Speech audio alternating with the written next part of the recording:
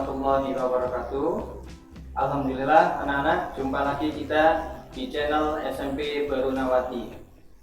Pada kesempatan kali ini, pada pelajaran PPKN, saya akan membahas lagi materi tentang kedaulatan NKRI. Pada materi sebelumnya, kita sudah membahas tentang teori kedaulatan yang ada di negara-negara di dunia. Pada saat ini, kita akan membahas tentang teori kedaulatan yang ada di negara kita tercinta ini. Mari kita simak kompetensi dasar yang perlu kita ketahui saat ini. Yang pertama adalah memahami tentang kedaulatan Indonesia menurut Undang-Undang Dasar Negara Republik Indonesia. Yang kedua, kalian diharapkan dapat menerapkan kedaulatan negara Indonesia sesuai dengan UUD NRI 1945. Dan tujuan pembelajaran kita kali ini yakni kalian diwajibkan untuk dapat mengidentifikasi atau mengenali bentuk negara kesatuan Republik Indonesia ini, apakah kedaulatan yang kita miliki saat ini. Dan yang kedua, kalian dapat menyebutkan dasar hukum atau pijakan hukum yang ada di peraturan UUD tentang kedaulatan negara Indonesia. Yang berikutnya, kalian juga diwajibkan dapat mengidentifikasi atau mengenali prinsip-prinsip kedaulatan yang ada di negara Indonesia. Oke, berikutnya, apa sih kedaulatan negara Indonesia ini? Pada pertemuan sebelumnya kita telah mempelajari teori-teori kedaulatan yang ada di dunia. Yakni yang pertama adalah teori kedaulatan Tuhan, yang kedua teori kedaulatan raja, yang ketiga teori kedaulatan negara, yang keempat teori kedaulatan hukum, dan yang kelima teori kedaulatan rakyat. Sementara itu, apa sih kedaulatan yang ada di NKRI ini? Mari kita simak. Bentuk kedaulatan negara yang ada di Indonesia. Menurut UUD 1945, pada pasal 1 ayat 2, bentuk kedaulatan kita adalah kedaulatan rakyat, di mana kedaulatan tersebut haruslah tetap dilaksanakan menurut Undang-Undang Dasar. Dan yang kedua, tentang pasal 1 ayat 3, Indonesia juga memiliki kedaulatan hukum, di mana hukum atau peraturan di Indonesia ini haruslah dijunjung tinggi oleh setiap warga negara. Berikutnya, sebagai negara hukum, pada pasal 27 ayat 1, setiap warga negara, baik itu pejabat atau rakyat biasa maupun pengusaha, seluruh warga negara yang berada di Indonesia haruslah patuh terhadap hukum yang berlaku di wilayah negara ini. Karena apa? Karena kita memiliki kedaulatan hukum, di mana hukum dijunjung tinggi menjadi penguasa tertinggi di dalam negeri ini. Bukan pemerintah, namun hukumlah yang menjadi kekuasaan tertinggi.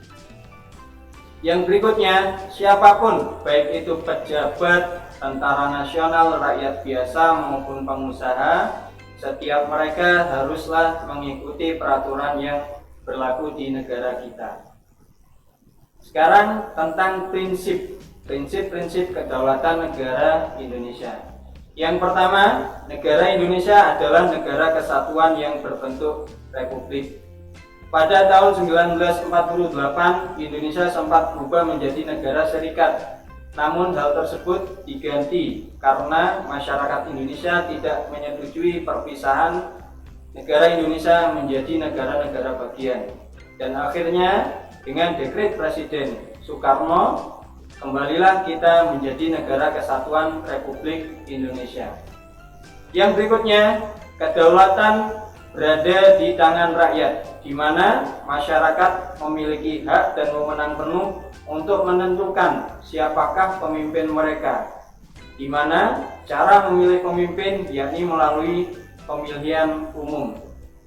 untuk pemilihan presiden serta anggota legislatif dipilih setiap 5 tahun sekali. Yang berikutnya, negara Indonesia adalah negara hukum, di mana seperti yang saya jelaskan tadi, setiap warga negara harus dan berhak untuk menjunjung tinggi hukum yang ada di negara kita tercinta ini. Yang berikutnya, presiden tidak dapat membubarkan DPR, di mana pada pelajaran materi sebelumnya kita pernah mempelajari pada masa Orde Lama, di masanya Soekarno dapat membubarkan DPR yang dibentuk oleh masyarakat. Karena apa? Pada saat itu dia mendeklarasikan diri menjadi presiden seumur hidup, sehingga anggota legislatif dapat dia bubarkan dengan sesuka hati. Namun dalam hal itu Soekarno melakukan penyimpangan, sehingga akhirnya terbentuklah pemerintahan pada masa Soeharto, sehingga DPR dapat dikendalikan atau dipilih oleh masyarakat kembali, sehingga presiden siapapun itu tidak dapat membubarkan DPR seperti pada masa Soekarno. Yang berikutnya, presiden dapat mengangkat menteri serta memberhentikan menteri-menterinya, karena presiden memiliki tanggung jawab penuh terhadap pemerintahan, sehingga dan seharusnya presiden mendapatkan bantuan atau asisten untuk melaksanakan kebijakan-kebijakan demi masyarakat Indonesia. Untuk melaksanakan kebijakan tersebut, presiden dibantu oleh para menteri-menterinya, sehingga presiden memiliki kuasa hak penuh untuk memilih serta mencopot menteri tersebut. Yang berikutnya, MPR dapat memberhentikan presiden serta wakilnya sesuai dengan undang-undang dalam masa jabatannya. Berikutnya, tentang kedaulatan rakyat, pasal 1 ayat 2. Kedaulatan rakyat ini sangatlah erat berhubungan dengan demokrasi. Apa sih demokrasi itu? Demokrasi berasal dari bahasa Yunani, yakni demos dan kratein atau kratos. Demos sendiri yang berarti rakyat, dan kratein sendiri adalah pemerintahan. Demos dan kratos, masyarakat sebagai pemilik kekuasaan penuh, sehingga masyarakat berhak untuk memilih wakilnya, siapakah yang dapat memimpin mereka dalam bentuk pemerintahan demokrasi, sehingga pemerintahan demokrasi dikenal sebagai pemerintahan dari rakyat, oleh rakyat, dan untuk rakyat. Berikutnya, pemerintahan demokrasi. Menurut Montesquieu, seorang ilmuwan asal Prancis, tentang tata kenegaraan dan juga tata pemerintahan, pemerintah dibagi menjadi 3, yakni yang pertama adalah pemerintahan eksekutif, yang kedua adalah legislatif, dan yang ketiga adalah yudikatif. Eksekutif sendiri kalau di negara Indonesia ini terkenal sebagai lembaga kepresidenan, mulai dari presiden, wakil, hingga para menterinya. Itulah lembaga eksekutif. Yang kedua adalah lembaga legislatif, di mana lembaga legislatif ini mencantumkan di negara Indonesia adalah MPR, Majelis Permusyawaratan Rakyat, yang kedua DPR, serta DPD, di mana anggota legislatif ini merupakan penyeimbang antara presiden beserta jajarannya.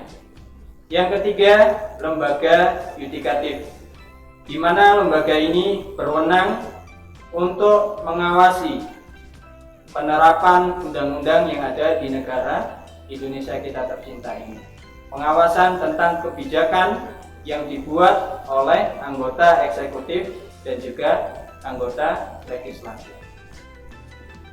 Poin berikutnya, demokrasi dalam rule of law atau prinsip hukum dalam demokrasi. Yang pertama, seluruh masyarakat Indonesia pada umumnya terikat dengan konstitusi yang bernama Undang-Undang Dasar. Setiap warga negara berhak dan wajib untuk mematuhi segala peraturan yang ada di Indonesia, khususnya di Undang-Undang Dasar beserta turunannya. Berikutnya, demokrasi rule of law, yakni keadilan dalam pemerintahan dan juga keadilan dalam penegakan hukum, di mana supremasi hukum setiap warga negara, baik itu pejabat, tentara, ataupun profesi lainnya, semuanya memiliki kedudukan yang sama atau setara. Tidak ada yang spesial, tidak ada yang lebih di mata hukum, semua kedudukan mereka adalah sama. Berikutnya, prinsip demokrasi, yakni adanya pemilu. Di Indonesia, prinsip pemilu kita adalah langsung, umum, bebas, rahasia, jujur, dan adil.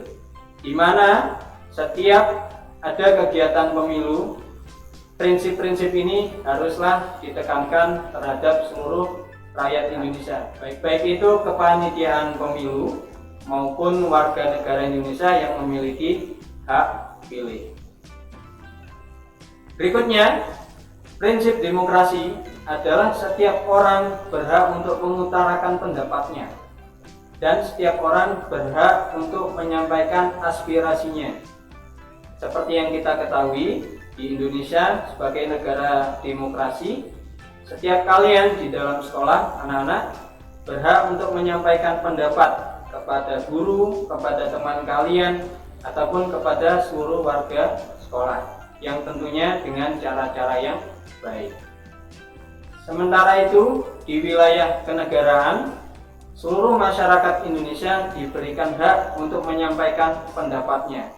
Contoh konkret adalah keberadaan demonstrasi, di mana demonstrasi itu merupakan suatu gambaran bahwa Indonesia memiliki negara yang demokratis.